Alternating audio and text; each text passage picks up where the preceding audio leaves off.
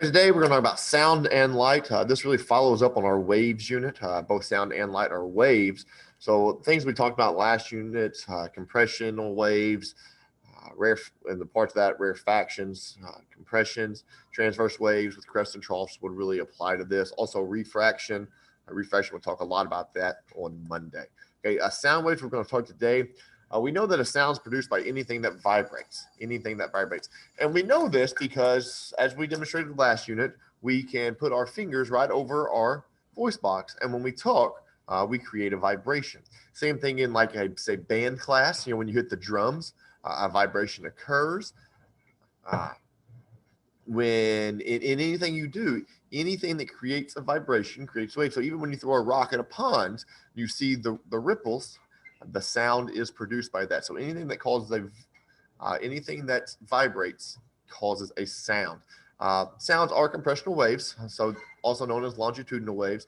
So this tells us a lot of things. When we talk about these, we're going to talk about the compressions and rarefactions of these. We know that compressional waves are a mechanical wave, so they require a medium. Because if you're requiring a medium, they have to be able to travel. They have to have matter to travel through, so they cannot travel through space. Following up on the medium angle of that, we know that if they require a medium, the things with the most dense medium would travel the fastest. So a sound would travel the fastest in a solid, and then it would next fastest would be in a liquid, next fastest would be in a gas like the air. We know that the sound can travel in these things because in a solid, when we were little, you might have tied it or seen someone tie two tin cans together with a long string connecting them, and you could stand really far away from them, whisper, and you'd be able to hear what the person said. Okay, you could be able to hear what the person said. So, most people just think that it travels fastest in a gas or in air, but in fact, because a solid has its particles are very tightly packed, it would travel the fastest in that. And the sound travels faster in warmer media. My basic example of this would be maybe talking about the band or something like that. I know, like, in the bands, in like in a parade, I grew up 5 blocks away from Main Street, and so when the band was playing, say in the wintertime, at the Christmas parade, you couldn't really hear it because it wasn't as warm. But however, when in the summertime, when it got warmer, or even the Azalea Festival was warmer, you could hear the sound would travel further.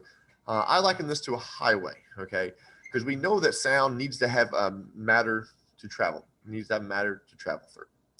So in a highway would be like a interstate would be like a warm day, okay? Because remember, temperature is the measurement of average kinetic energy.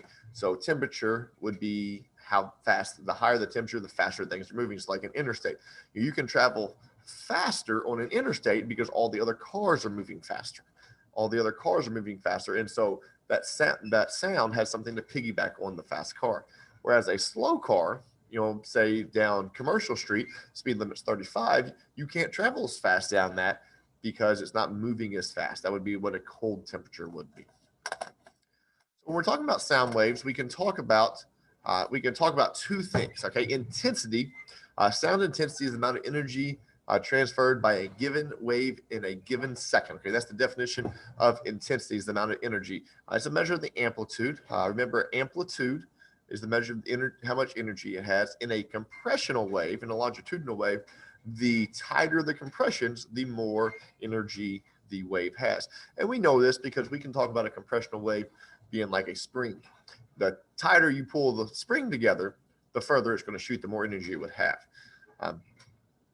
Intensity decreases, it moves away from the original vibration. That's why you can't hear me right now. You only hear my recording. The further away you get from it, from my sound, is the less intensity my voice has. So intensity is a way of measuring sound.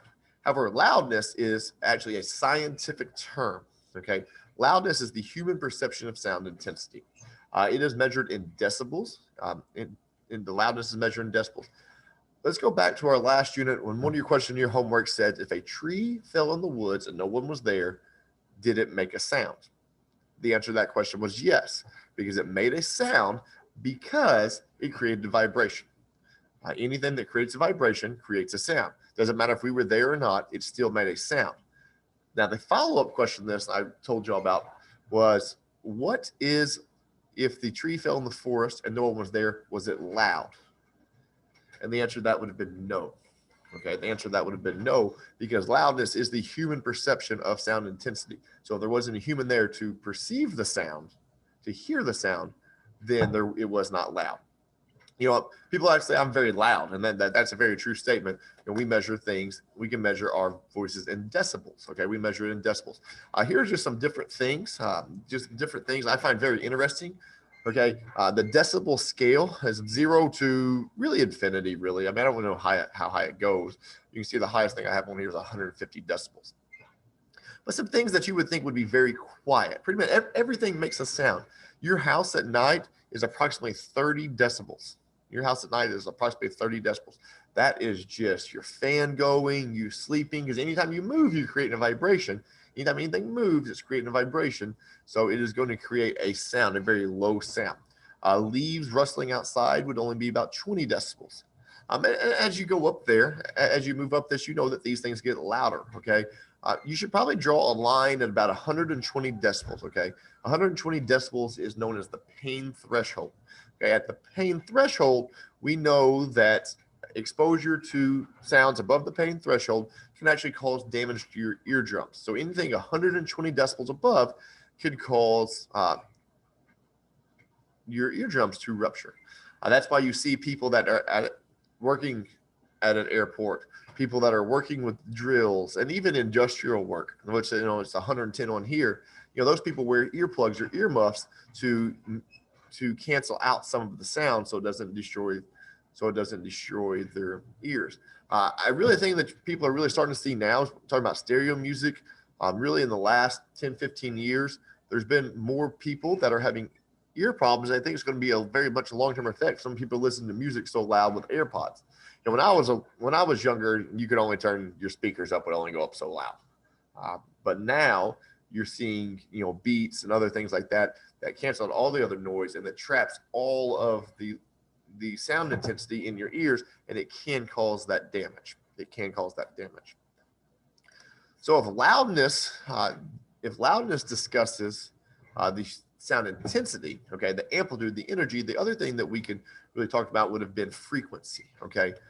Frequency is the number of waves that pass through a given point in a given second. Pitch is the human perception of sound waves, okay? If frequency goes up, pitch goes up. Frequency goes down, pitch goes down. Humans can typically hear from 20 hertz to 20,000 hertz. 20 hertz to 20,000 hertz. Sound waves that are above 20,000 hertz are called ultrasonic waves. They cannot be heard by humans. Examples of this would be an ultrasound. When women are pregnant, they get an ultrasound on their baby. Whenever you get an MRI, that uses ultrasonic waves. Those waves don't harm you. Those waves don't do anything. We just can't hear them. Another example of ultrasonic waves would be dog whistles. They make dog whistles. You can't hear the dog whistle, but because the dog has a higher range of hearing than you do, it can hear the sound whistle and the whistle, and it responds to that. Sound waves below 20 hertz are called infrasonic waves. These can't be heard by humans. These are very low rumbles, okay? Sometimes you can feel these. This is why people, I don't know if anyone has paid attention to this, they talk about animals. Some animals know before, say, a hurricane comes, or even before an earthquake comes, they're warned. I go back to The Lion King. I love The Lion King. The Lion King, when the hyenas are chasing the wildebeest through the gorge. Before that started happening, before they really started moving, the mole came up and warned Zazu that they were on the move. So some animals can hear below 20 hertz. Now, pitch is very, very, very important, okay? Everyone, I'm sure, at some point in time has done the demonstration of pitch in music class, the do, re, mi, fa, sol, la, to, li, do. That is when you're trying to get the different pitches. You're trying to hit the different notes, okay?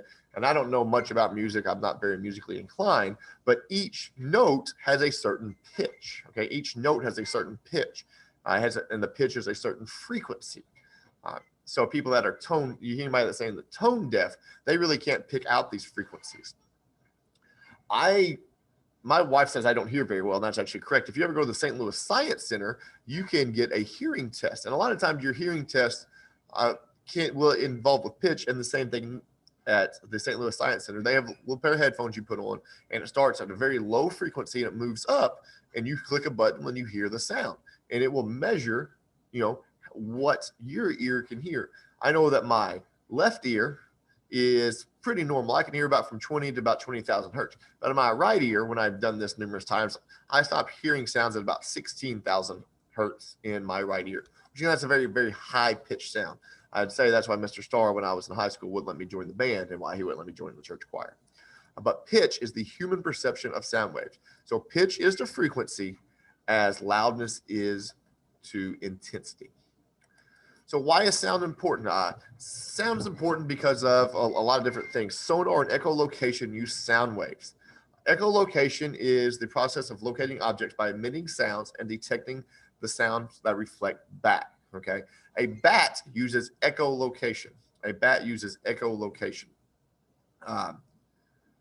is, they don't see very well. They don't see. So what they do is they send out a pulse. They send out a sound. They make a vibration. They send it out. And based on how it reflects back is how they tell where objects are. Sonar is very similar to echolocation. It is just an underwater thing. It is just underwater. There are two types of sonar, active sonar and passive sonar. Active sonar, they create a sound wave, they send it to a target, and they analyze the reflection back, okay? Passive sonar does not emit the sound waves, but instead it just relies on sound waves that are made by other things that judges that. Radar is also kind of falls in with this. Radar is a lot like sonar. Sonar's underwater, radar is in the air. In Pearl Harbor, okay, radar is relatively new, okay? Radar is relatively new. At the beginning of World War II, when the Japanese got ready to bomb Pearl Harbor, they had just actually set up a radar system at Pearl Harbor.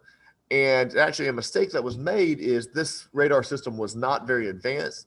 And they actually thought, the people reading the radar at first actually thought that the planes that were coming to bomb Pearl Harbor were actually just a flock of birds. So people were not warned of the impending attack.